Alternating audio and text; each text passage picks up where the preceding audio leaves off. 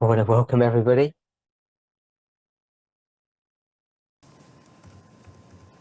Yesterday, we spoke about the subject of inclusivity or inclusive writing. Gisteren hebben we gesproken over inclusiviteit en inclusief schrijven. And I said that it was related to the ongoing topic that I'd been discussing for a long time now. En ik heb gezegd dat dat gerelateerd is aan de onderwerpen die ik in de afgelopen periode, maanden, behandeld heb. Connected with that subject is the subject of the Sabbath. En daarmee ook verbonden is het onderwerp van de Sabbat. And I received a question. Ik heb een vraag hierover ontvangen. Someone asked, Iemand heeft mij gevraagd: when Christ will come at the second advent or the second time, als Christus komt bij de wederkomst, de tweede keer, will the weekly Sabbath come to an end? zal de wekelijkse Sabbat dan tot een einde komen? So I'm not sure why the person is asking that question. Ik weet niet waarom deze persoon deze vraag stelt.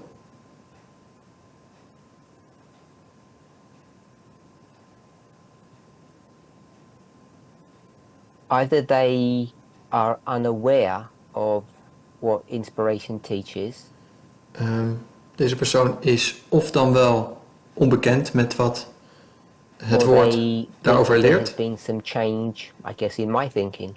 Of ze stellen de vraag vanwege het idee dat er wellicht een verandering So I van want to quote from standpunt Desire of heeft Ages. plaatsgevonden. In English, it's page 283, paragraph 2. Ik wil een stuk lezen Desire of Ages, uit De Wens der Eeuwen, 283.2. pagina 283.2, de Engelse editie. The Sabbath was not for Israel merely. De Sabbat was niet alleen voor Israël bedoeld. It was for the whole world. Het was voor de hele wereld bedoeld. Like the other precepts of the Ten Commandments, Net als alle andere geboden in de 10 geboden. it is of imperishable obligation. Is het een verplichting. Of that law, which the fourth commandment forms a part, De wet waar het 4e gebod deel van is. Christ declares the following. Daarover zegt Jezus het volgende. And now she's going to quote Matthew 5:18. En dan citeert ze Matthäus 5 vers 18. Till heaven and earth pass, one jot or one tittle shall in no wise pass from the law.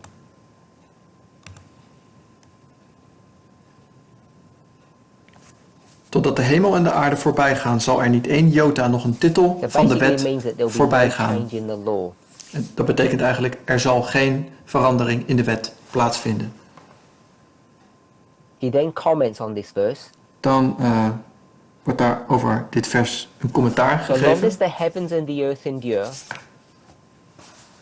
Zolang de hemel en de aarde bestaan. it's page 283, paragraph 2.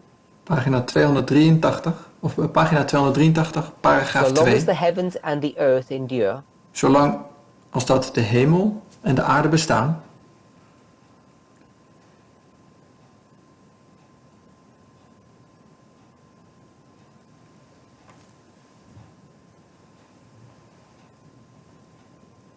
the Sabbath will continue Zal de Sabbat er zijn. as a sign of God's creative power. Als een teken van Gods scheppingskracht. And when Eden shall bloom again, En wanneer de Hof van Eden weer zal bloeien, tot leven zal komen, on the new op earth, de nieuwe aarde, God's holy rest day will be honored. zal Gods heilige rustdag geëerd worden. She then goes on to quote from Isaiah chapter 66 verse 23. Vervolgens citeert ze Jesaja 66 vers 3. And various prophets use that verse differently. En er zijn verschillende profeten die dit vers gebruiken There are varying understandings of how to understand what chapter 66 from the book of Isaiah actually en al deze profeten gebruiken dit vers of interpreteren dit vers anders. But in this context, she's clear. Er zijn verschillende interpretaties, maar in deze context is Ellen White duidelijk. She says from one Sabbath to another. Van één sabbat naar de andere. Then she uses her own words. Van sabbat tot sabbat. En dan gebruikt ze haar eigen woorden. The people of the glorified new earth. De mensen op de verheerlijkte nieuwe aarde. Shall worship the Lord. Zullen de Heer aanbidden. So Ellen White's clear. Ellen White is dus duidelijk. That the weekly Sabbath will endure through eternity. Dat de wekelijkse sabbat tot in de eeuwigheid zal worden gehouden.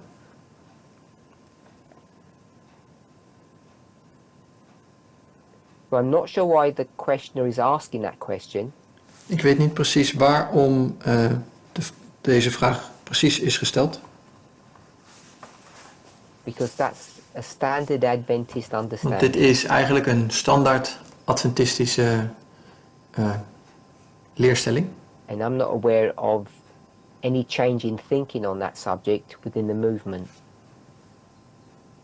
En er is heeft daarin geen verandering plaatsgevonden bij ons binnen de beweging. So connected to that question, verbonden met deze vraag werd er ook nog iets anders gevraagd. When we go to heaven, als wij naar de hemel gaan, will we stop being human? Zullen we dan geen mens meer zijn? Because we become fully God's counterpart.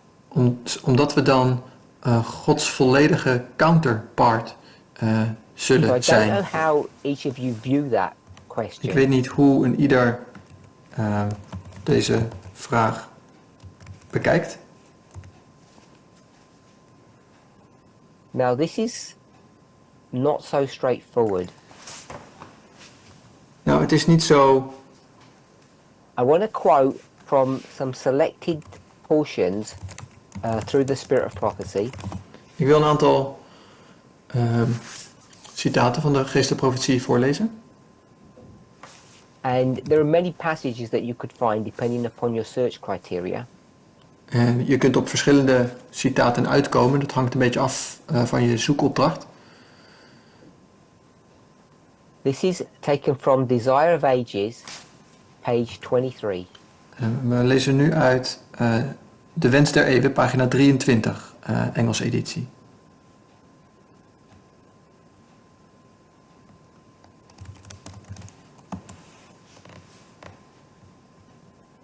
Paragraph 1. Paragraaf 1. Nearly 2000 years ago, bijna 2000 jaar geleden, a mysterious voice was heard in heaven.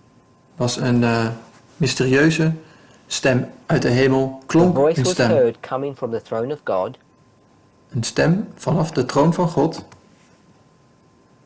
Saying the Die following. het volgende zei. Lo, or behold, I come. Ik kom. God, you do not require a sacrifice or an offering. Voorwaar ik kom, om uw wil te doen. But you have prepared a body for me. Behold, I come. As it is written of me. Voorwaar ik kom, zoals het in het Oude Testament geschreven is. En u heeft een lichaam voor mij bereid. And the purpose for my coming is to do your will. De reden van mijn komst, het doel van mijn komst is om uw wil te doen. So of course that's a quote from Hebrews chapter 10 verses 5 to 7. Dat is uiteraard een citaat van Hebreeën 10, van 5 tot en met 7. So these words are a fulfillment of a hidden purpose. En deze woorden hebben een Christ was about to een visit the verborgen world doel. Christus stond op het punt de wereld te bezoeken and become incarnate. en hij zou worden geïncarneerd. She then goes on to say that a body was prepared Ze zegt vervolgens dat er een lichaam bereid is, so that the glory which Jesus had in heaven would be zodat hidden. de heerlijkheid die Christus in de hemel had, bedekt zou zijn. And the last part of the paragraph it says his glory was shrouded En het laatste deel van de paragraaf zegt dat zijn heerlijkheid omhuld was. his divinity was Zijn veiled goddelijkheid was versluierd. and it was veiled with Het humanity. was versluierd met menselijkheid. And this is the important bit. En nu komt het The belangrijke deel. invisible glory in the visible human form. Er staat de onzichtbare heerlijkheid in de zichtbare menselijke vorm. So this idea about Christ's human form, the word form, Dit wat we net gelezen hebben over de vorm, de vorm die Christus aannam, has troubled Christians for heeft millennia. christenen voor millennia kopzorgen bezorgd. And I think that's what lies behind the questioner's question, the person's En question. ik denk dat dat achter deze vraag zit, de reden van deze vraag. This age-old question, Die eeuwenoude vraag. what does Christ's human form mean? Wat betekent de menselijke vorm die Christus heeft aangenomen? Is it substantively different to our human form? Is het substantieel anders dan onze menselijke vorm? The reason why I ask this De reden waarom question, ik deze vraag stel, the reason why I chose to respond to this question en de reden openly, waarom ik deze vraag publiekelijk beantwoord, was because I believe it's connected to the subject of omdat inclusivity. ik denk dat het te maken heeft met het onderwerp van inclusiviteit, waar we het gisteren over hadden. Okay, I'm going to read now from the book Evangelism, We lezen nu een stukje uit het boek Evangelism, which, as you know, is a compilation. dat is een compilatie.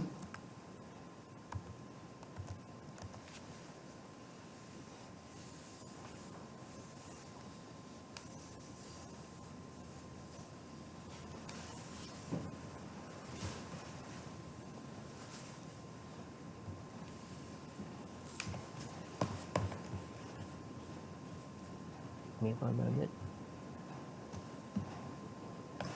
So, here, Ellen White develops this thought In dit boek of in dit citaat ontwikkelt Ellen White een gedachte.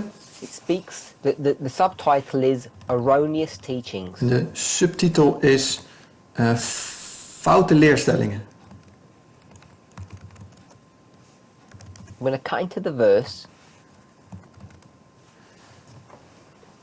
and I'm going to use we're going to paraphrase what she En ik says. zal in mijn eigen woorden navertellen wat zij schrijft. God and Jesus God en Jezus, each have a personality. beide hebben een persoonlijkheid. Christ declared, Christus verklaarde, I ik and God are one. en God zijn één. Yet it was Jesus who came to the world in human form. Toch was het Jezus die naar de aarde kwam in een menselijke Now gedaante. she's going to explain why. En nu legt ze uit waarom dat was. Laying aside his royal robe and kingly crown, Christus heeft zijn mantel en zijn koninklijke kroon afgelegd gave the reference. It's on the Zoom forum. It's Evangelism, page 613. Evangelism 613, pagina 613, Engelse editie. It's taken from Testimonies for the Church, volume 9, page 68. En de oorspronkelijke bron is Getuigenissen voor de Gemeente, volume 9, pagina 68. Laying aside his royal robe and kingly crown.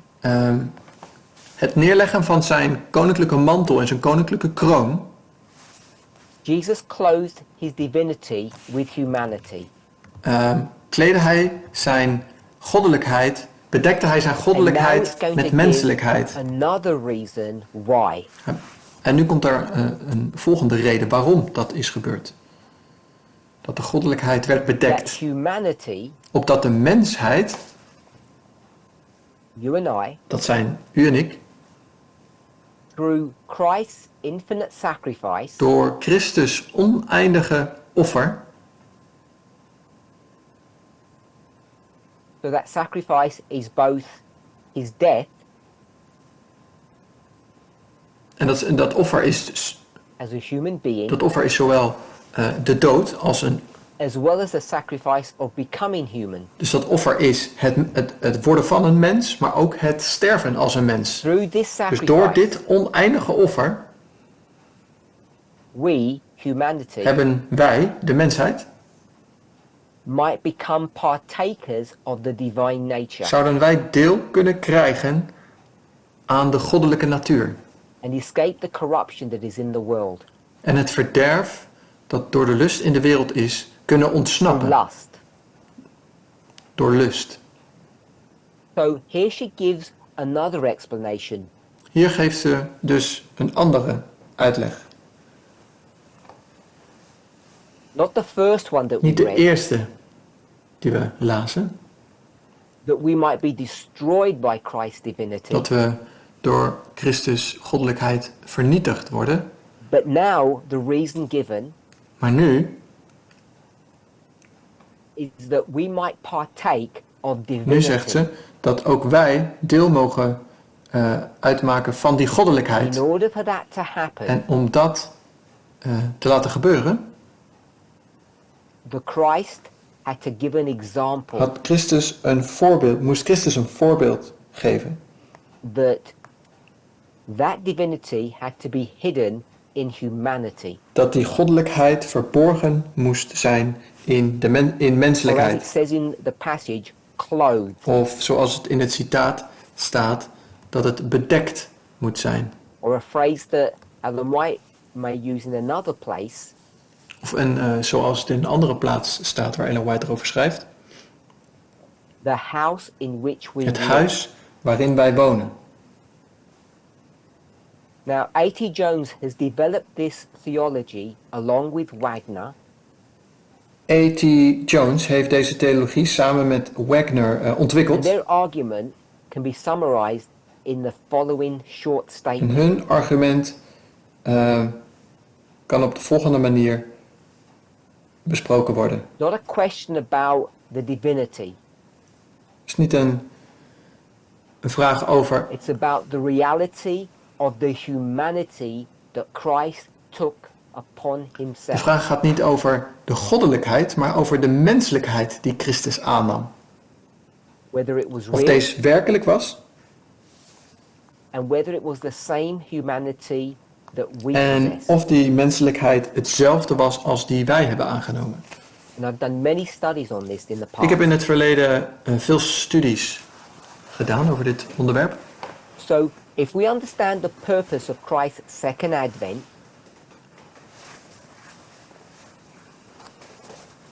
that a real God het doel van Christus became a real person. Het feit dat Christus een mens werd.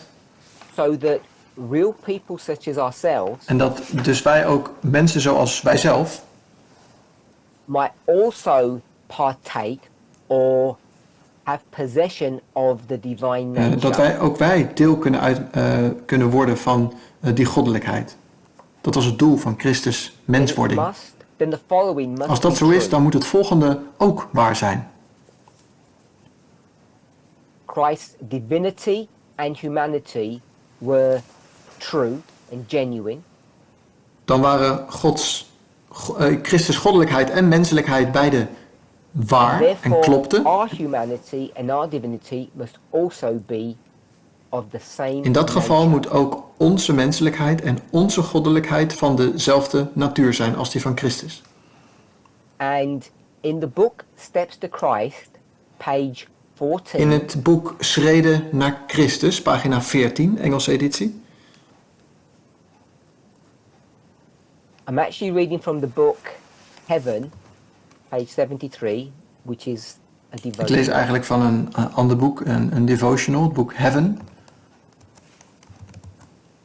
Daaruit wordt geciteerd uit Schreden naar Christus.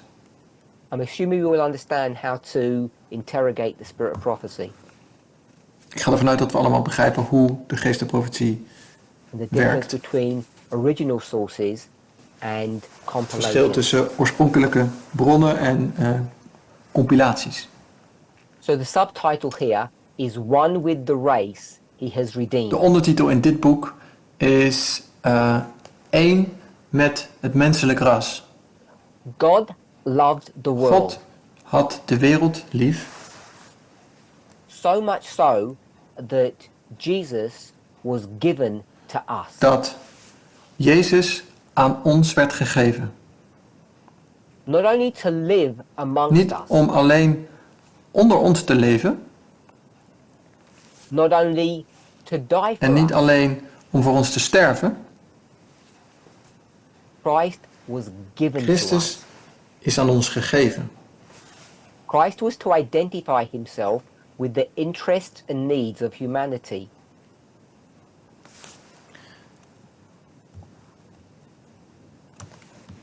He who was one Christus with moest God zichzelf identificeren met de belangen en de behoeften van de mensheid.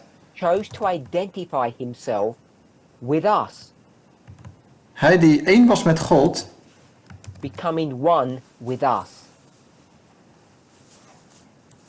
And this connection that Christ Hij die- has with us, één was met God, koos ervoor om één te worden met ons. this link, this tie, En hij schaamde zich daar niet voor. is never to be En broken. deze verbinding zou Jesus is not ashamed to call us his family. En die banden zullen nooit verbroken worden. Christus noemt ons zijn familie. 2:11. Hebreeën 2 vers 11. He is our En hij schaamt zich sacrifice, er niet voor om ons broeders te noemen. our Hij advocate, is ons offer, our onze sibling. advocaat en onze broeder. Sibling is a non-gender term for your brother or sister.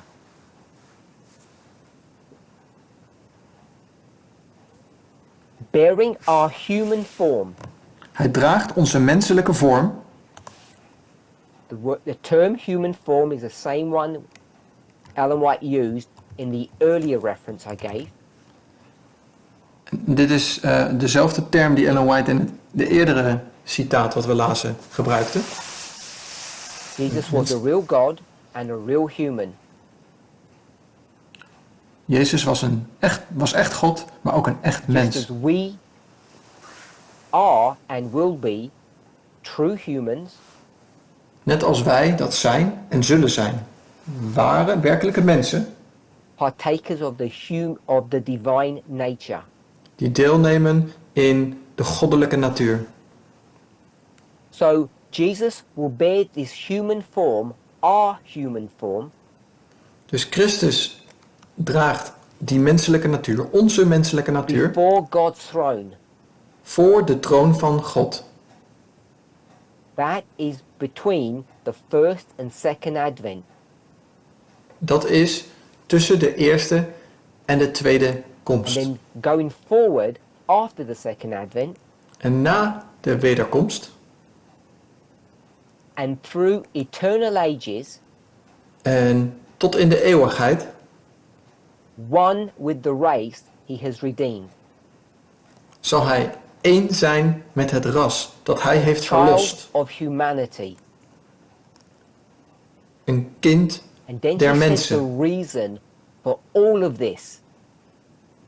En de reden waarom dit zo is. And all this En dit alles was done is plaatsgevonden so that humanity might be lifted from the ruin and degradation of sin.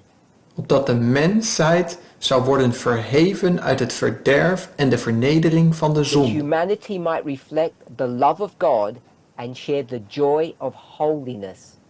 Opdat de mensheid de liefde van God zou weerspiegelen en zou delen in de vreugde van heiligheid. Now the reason I chose to quote from the book Heaven and not the original source De reden waarom ik ervoor gekozen heb om voor het boek Heaven te kiezen en niet de oorspronkelijke bron, Schreden naar Christus. because what the editors have done Degene die dat boek, de is compilatie they hebben have taken samengesteld, various statements from the spirit of prophecy ze hebben verschillende citaten van de geestenprofetie and they genomen put them together in this chapter. en ze hebben ze samengevoegd in dit hoofdstuk. And I don't think it's a coincidence that it's chapter 8. En ik denk ook niet dat het toevallig is dat het hoofdstuk 8 is. Because we all know what the first day is, Want we weten allemaal wat de eerste dag is. the eighth day, Het is de 8e dag. and also a symbol of resurrection. Het is ook een symbool van de The opstanding. title of the chapter is Face to Face at Last. De titel van het hoofdstuk is Van So aangezicht the tot reason aangezicht. why I think this is an important question, En ik denk waarom because it deals dit with belangrijk various is. aspects. Deze vraag is belangrijk omdat het verschillende aspecten raakt. In the second reference, which was Evangelism 613, In het tweede citaat dat we lazen, Evangelism 613, Ellen White used the phrase at the end of the passage, gebruikt Ellen White de volgende woorden aan het einde van de paragraaf. escape the corruption that is in the world. De corrupties in de wereld te ontsnappen. Give me one moment. Eén moment.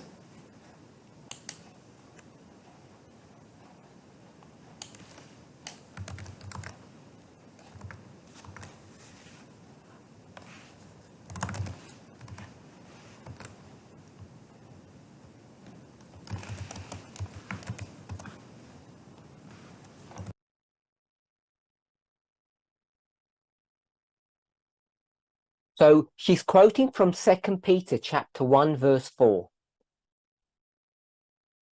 Ze citeert van 2 Petrus 1 vers 4.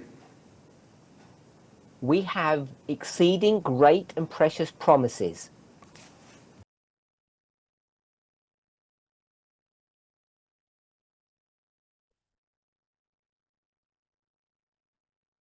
The translators can actually quote the Bible verse if they would like. It's 2 Peter 1 4. I'll give you an opportunity to find it and read it to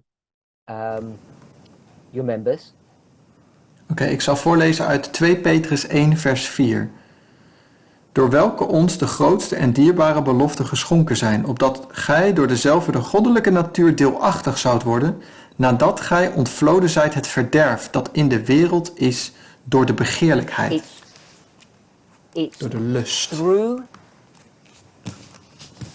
fulfilling these promises Het is door het vervullen van deze that we beloftes become partakers of divine nature. dat wij de goddelijke natuur deelachtig mogen worden, deelachtig mogen zijn.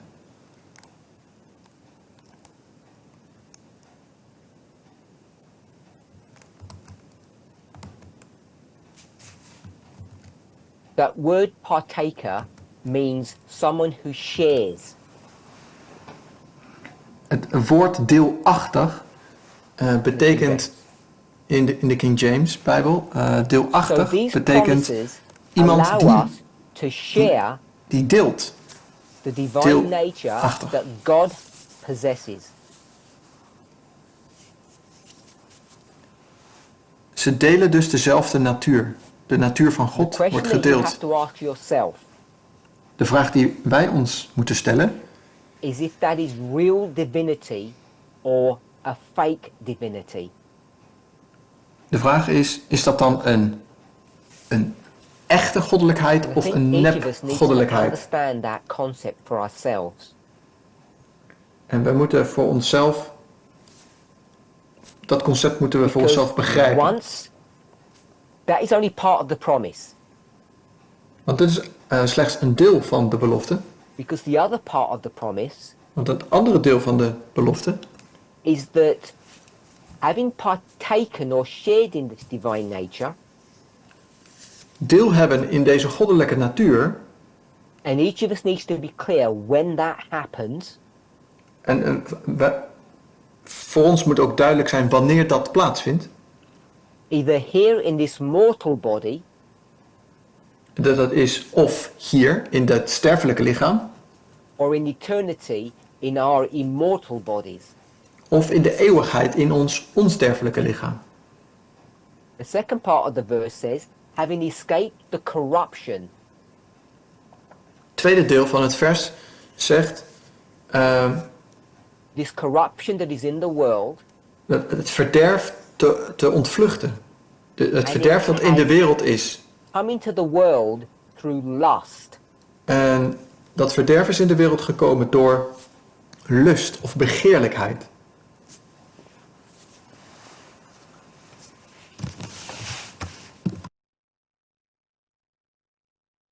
So that word lust. Dat woord lust desire, of begeerlijkheid. Or having a longing for something. That I want something. Het betekent dat we graag iets begeren, dat we graag iets willen. Maar het heeft een negatieve lading, een negatieve betekenis. I have a desire for something that is ostensibly forbidden. Ik heb een verlangen naar iets wat uiteindelijk eigenlijk verboden is. And what is it forbidden by? En wat heeft dat verboden? Or whom? Of wie heeft dat verboden? Who or what forbids this forbidden desire, this lust? Wie is degene die die verboden begeerlijkheid verbiedt?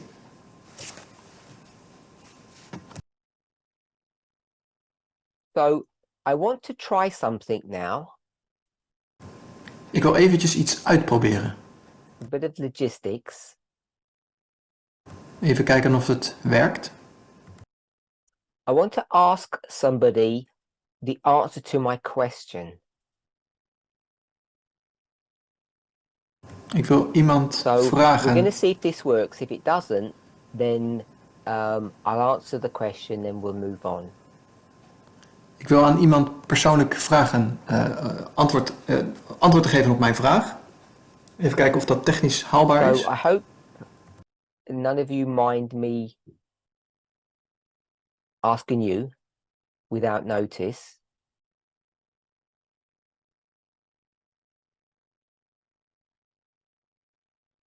So if I could ask Magda to answer my question.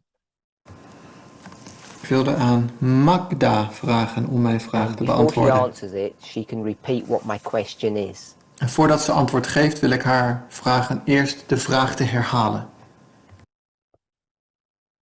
So I think the coordinator needs to make some adjustment to her audio setting before she can speak.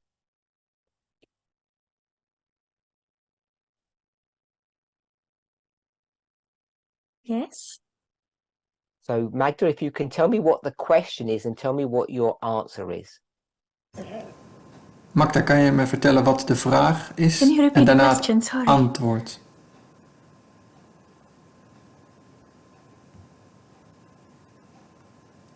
Kun je de vraag misschien herhalen?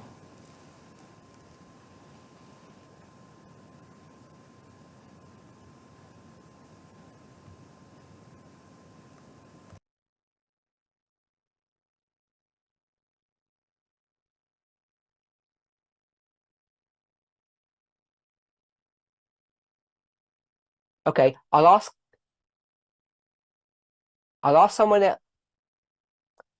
someone to repeat my question, then Magda can attempt to answer it.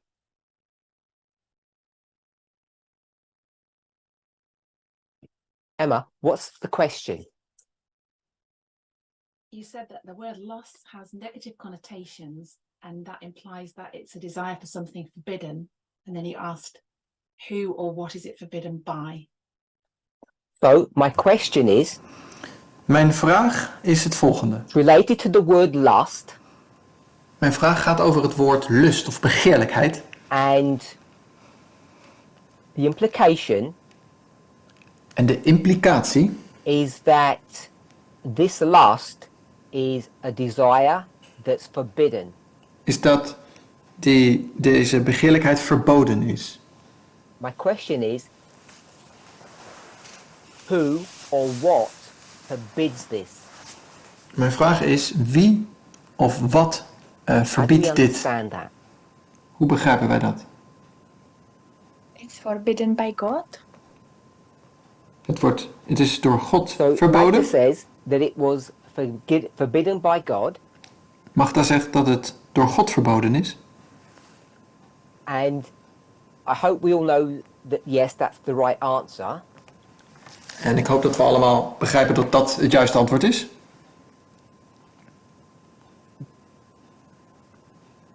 But I think there's a depth to the question Maar ik denk dat er een bepaalde diepte zit in deze vraag. that goes a little bit beyond the fact that God forbids it or God doesn't like it. Het gaat verder dan alleen dat God So het verbiedt there are of dat these God er niet van houdt. desires that are forbidden within us. Er zijn bepaalde verlangens in ons die verboden zijn. And I want to suggest En ik zou graag voorstellen that this verse teaches dat dit vers, that the promise that is given to us dat de belofte die in dit vers staat, is that we can exchange these forbidden desires for something else. dat wij deze verboden verlangens kunnen inwisselen voor iets anders. And we can exchange those forbidden desires with divinity. We kunnen deze verboden verlangens en begeerlijkheden inwisselen voor goddelijkheid. Or as Peter says, the divine nature. Of zoals Petrus het zegt, de goddelijke natuur. So it's only by accepting divinity Dus door alleen goddelijkheid te that we can accepteren, escape. is dat we kunnen ontsnappen. It's only by accepting divinity that we can escape. Alleen door het accepteren van de goddelijkheid kunnen wij ontkomen. Now, it should escape the attention of none of us. Niemand zou dit moeten... That the language that's being used here Het zou niemand moeten ontgaan dat de taal in dit is vers either borrowed is geleend, or it's the same of het is in ieder geval hetzelfde as the language used by another prophet. als de taal die gebruikt is door een andere profeet. Nathalie, Where else do we hear that term? Escape. waar vinden we in de Bijbel nog meer dit woord? Het woord het ontkomen aan. Of het So it's in the Bible, is in de Bijbel. a book or a chapter or a prophet. Een boek, een hoofdstuk, een profeet.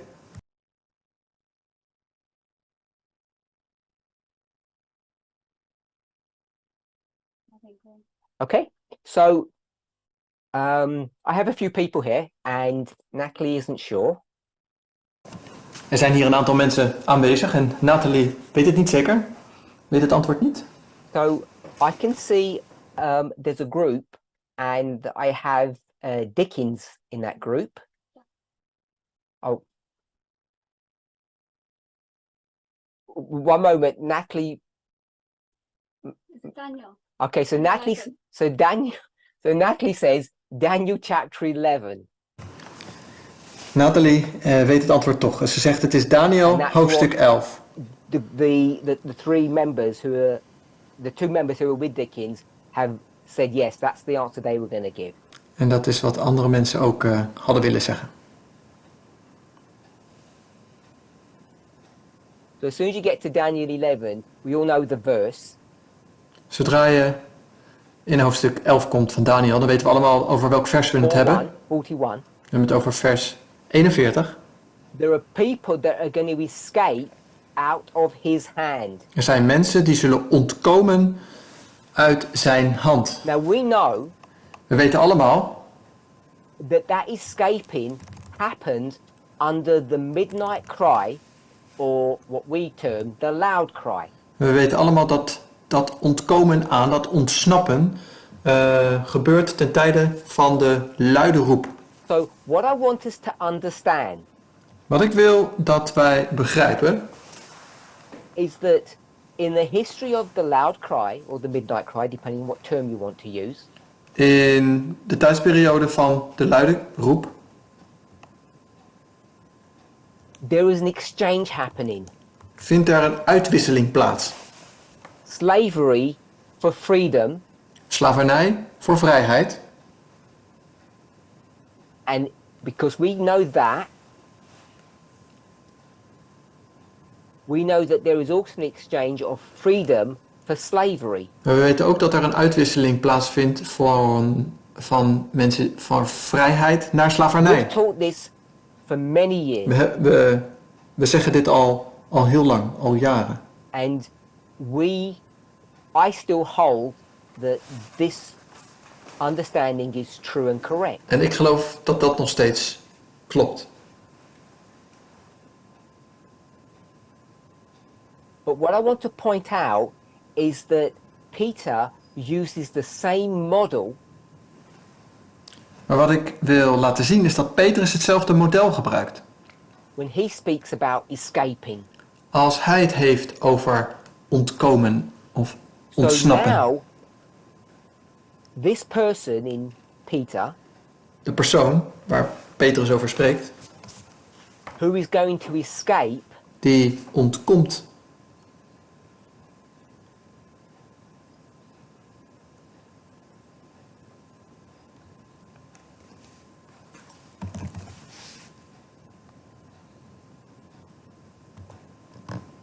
the corruption that's in the world, Die the corruption that's within the person, de verderfelijkheid die in de wereld is, of de verderfelijkheid die in de persoon is. and that corruption occurred through having forbidden desires. En dat verderf is door een verboden begeerlijkheid. And we could equally say En we kunnen ook zeggen, having escaped the corruption brought about by his hand. dat we de verderfelijkheid, I hope we can all see that. die kwam met zijn hand. In 41, In vers 41, and we could all guess it's 41 because we're in 2 Peter 1:4. we hadden allemaal kunnen weten dat het vers 41 was, want het is ook Petrus 1 vers 4. If you like playing with numbers. Als je ervan houdt een beetje met getallen te goochelen. It's not the loud cry that creates this change. Het is niet de luide roep die deze verandering teweeg brengt. It's these great promises. Het zijn deze geweldige beloftes. And what's happening is an exchange En wat er dan plaatsvindt is een uitwisseling from forbidden desires van verboden begeerlijkheden which are within us die in ons wonen and all around us en om ons heen zijn, in the world, in de wereld, in his hand, in zijn hand, under his control, onder zijn controle. but the lusts are within us. They are forbidden desires. The desires are within us. Maar de begeerlijkheden zijn in ons. Ze zijn in ons. What terminology do we use today that explains this phenomena? Welke terminologie gebruiken wij vandaag de dag die dit concept beschrijft? Taken straight out of 4:1:14. Dat we uit deze versen halen. Vers 41 en vers 4 van hoofdstuk 1 bij Petrus.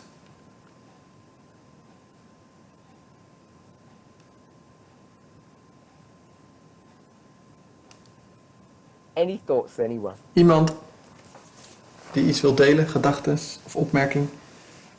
So, to save time, I'll ask one of my fellow travelers who are with me. Om wat tijd te besparen vraag ik iemand die hier aanwezig is bij mij. And how do we describe that?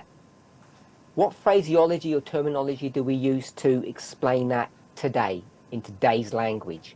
Emma, kan je me uitleggen hoe je dat in moderne taal, Desire within us. hoe je dat in moderne taal uitlegt? Are you asking what language we use to explain that desire within us? The framework that we've got is the world, We hebben de wereld, because it's his want hand, het is zijn hand, and en our desire, ons persoonlijke verlangen. something that we possess. Iets wat wij bezitten. So it's us and the world. Dus het is onszelf en de wereld. Okay? Are we labeling it sexism? Is that? So they're not sure, I don't have a question. I don't get. and they don't understand the question. Ze weten het, ze hebben het antwoord niet, maar ze Nou. begrijpen het, de vraag ook nog niet helemaal. We've got verse We hebben 41 vers 41 and chapter 1 verse 4, en hoofdstuk 1 vers 4. and we have got the individual, We zien het and we've individu got the world. en we zien de wereld. And I don't want the reality to escape our attention that this is his hand. En in vers 41 staat over, als het gaat om de wereld, staat zijn hand. So I want to Dus suggest ik zou willen voorstellen that this model is found directly in 2 Peter 1:4, dit model wat we hier zien, vinden we terug in 2 Petrus 1 vers 4.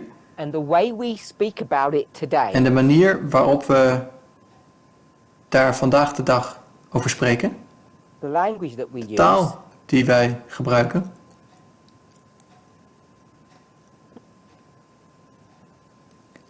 is the personal, is het persoonlijke,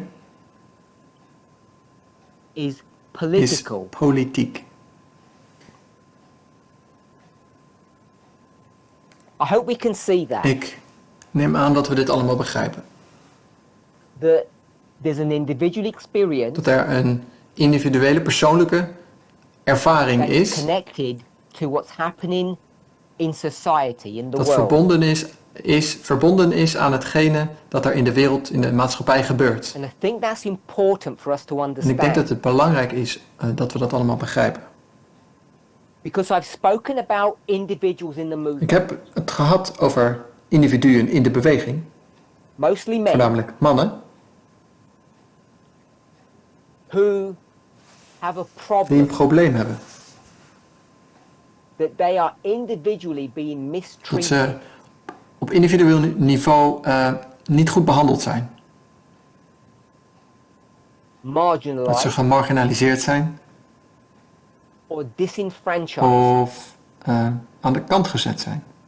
And part of my response to that, En een deel van mijn reactie daarop is not the part that tries to address their allegation, niet om hun beschuldigingen te bespreken, is for them and the rest of everyone else maar is voor hen en voor iedereen in de beweging. to understand that this is not a personal issue. Is dat we begrijpen dat dit niet een persoonlijk thema is. Only. Het is niet alleen een persoonlijk thema. It's a political Het is een issue. politiek thema. Now, I want us to remember, when we use the word political in this En ik context, wil ons eraan herinneren dat als we het woord politiek gebruiken, you can't confine yourself to the concept of literal dan politics. bedoelen we daar niet letterlijke politiek mee. It has to have a wider Het context. moet en het heeft een bredere context. And you may disagree. En je bent het daar, You have the liberty. je bent het daar wellicht niet mee eens. Je bent vrij om met me But in oneens the te zijn. past, Maar in het verleden I've also described this as a prophetic heb ik dit phenomenon. ook wel eens een profetisch thema genoemd.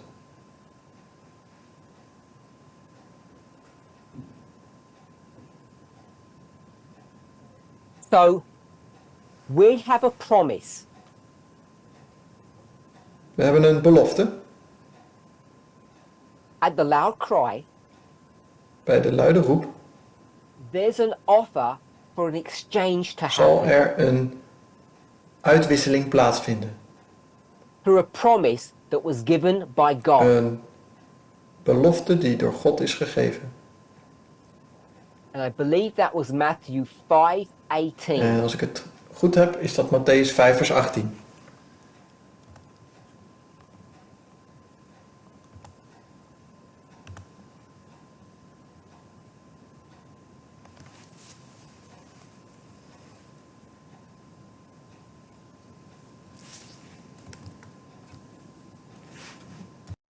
No, not 5:18. Nee, niet Matthäus 5 vers 18.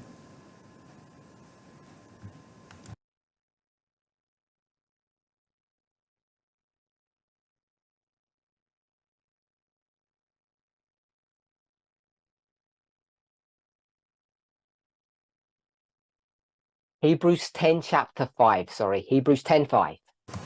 Hebreeën 10 vers 5. This promise was facilitated or created Deze belofte is gecreëerd because a body was prepared by God for Jesus. omdat er een lichaam was voorbereid voor Jezus. So once that body has been provided, Zodra dat lichaam bereid was gemaakt, the promise can be implemented. kan de belofte Now we read this in the context of worden geïmplementeerd. verse 41. We kunnen dat in vers 41 lezen, in de context van 41. The midnight cry, the loud cry. De middernachtsroep, de luide roep. But this promise has and will continue to be fulfilled through history. Maar deze belofte zal tot in de eeuwigheid, tot in de toekomst blijven staan. And it was fulfilled before the body was given. Het werd vervuld voordat het lichaam wordt gegeven And after the body was en killed. nadat het lichaam was gedood. Because it's a Want het is promise. een belofte. And there is an exchange that happens. Er is een uitwisseling die plaatsvindt. The exchange Deze uitwisseling is surrendering forbidden desires is het overgeven van verboden begeerlijkheden, verboden lusten, surrendering forbidden het desires opgeven van verboden begeertes for divinity. voor goddelijkheid. And that is not merely a personal En dat experience. is geen persoonlijke ervaring. Because both verses Want beide versen teach that it's a phenomena that is worldwide or spans humanity. Deze versen laten zien dat het een wereldwijd thema is. Voor de gehele mensheid. So, it becomes Dus het vital is heel belangrijk for us to understand Christ's humanity and dat divinity wij de menselijkheid en de goddelijkheid van Christus begrijpen. because it explains our own. Omdat het die van ons uitlegt en verklaart. Now, this divinity Deze goddelijkheid or the of lust, de begeerlijkheid, whichever paradigm you in live welke wereld je ook leeft, whichever worldview you not only hold to, but that you experience, welk wereldbeeld je ook aan vasthoudt, of welk wereldbeeld je ook ervaart en leeft, you have to ask yourself a je moet jezelf question. de vraag stellen. Are you free Ben je vrij or are you of ben constrained? je vastgebonden? Does his hand Houdt zijn hand je nog control steeds you? vast? Are you a prisoner of his hand or of him? Ben je een gevangene van zijn hand, in zijn hand, of een gevangene van hem? When we say him or his, it's verse 41. Als we language. hem of zijn zeggen, dan gebruiken we het woord van vers 41. If we say the political or the world, it's verse 4. Als we politiek zeggen, of de wereld, dan verwijzen we naar vers 4. I hope we can see Ik hoop dat we that. dat kunnen zien. So, most of us think De meeste van ons denken that we're free dat moral we agents. vrije, morele mensen zijn. To think as we deem best. Dat wij denken datgene waarvan wij denken dat het het beste is. And when I say En think, als ik zeg denk, I want to connect that with our behavior and our dan actions. wil ik dat verbinden met onze acties en onze handelingen. We spoke about this yesterday when we dealt with the subject of Daar inclusivity. hebben we het gisteren ook over gehad, toen we het hadden over inclusiviteit. So if you're a slave Als u een slaaf bent, or a of prisoner, gevangene, and both verses teach that you are, en beide versen laten zien dat dat het geval is, because it speaks about want escaping.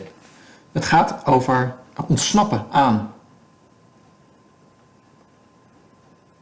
Then the implications are that you're not free to make your own Dan is de choice. implicatie, dan betekent dat u niet vrij bent uw eigen keus te maken. Even though you may think that Ook you al are. denk je dat dat wel zo is.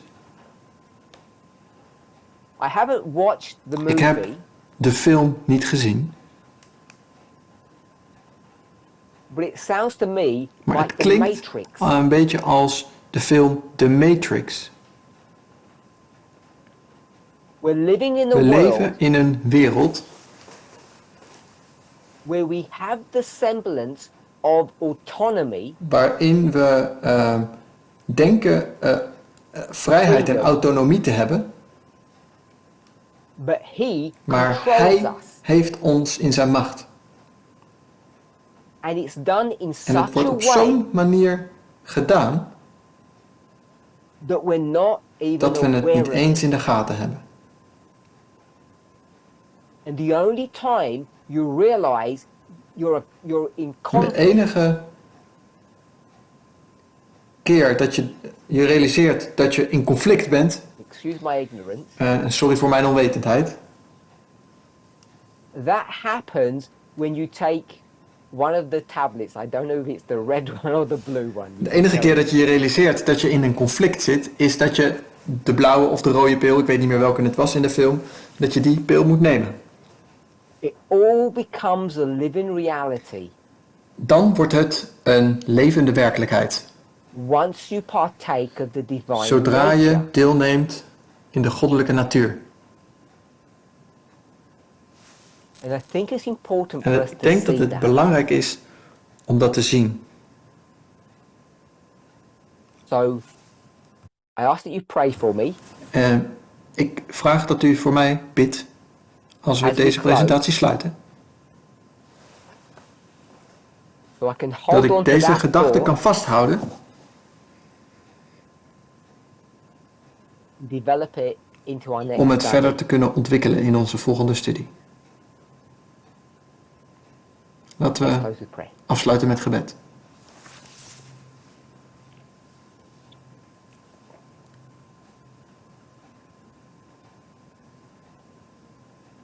Dear Lord, Lieve Heer, I want to thank you for your goodness and your ik wil u watching. danken voor uw goedheid en uw genade. Sometimes we ask Soms questions, stellen we ons vragen the answer to which we don't truly understand the implications of. en dat zijn vragen waar we soms de implicaties niet eens van kennen en begrijpen. When I first Toen read ik this question, eerst deze vragen las, it seemed so simple, so leek het zo straightforward. eenvoudig, zo recht door zee. But as we unpeel the layers Maar als we langzaam deze lagen ervan afpellen and look at some of the en de depths, diepte ervan bekijken, it dan seems lijkt to het me volgens mij that you want to dat u teach us ons iets something. wil leren. Something beyond the union of the human and the divine. Iets over de menselijkheid en de goddelijkheid. Something about our present Iets over onze experience. tegenwoordige ervaring. However much we understand or don't understand, Hoe we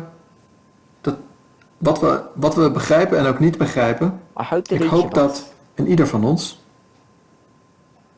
both desires zowel verlangen en lusten and has an experience en ervaring hebben of partaking of dat this we deel promise mogen uitmaken van deze belofte. to exchange Om our onze lust begeerlijkheden in te wisselen voor for goddelijkheid. divinity through your Door uw strength. kracht. Amen. Amen.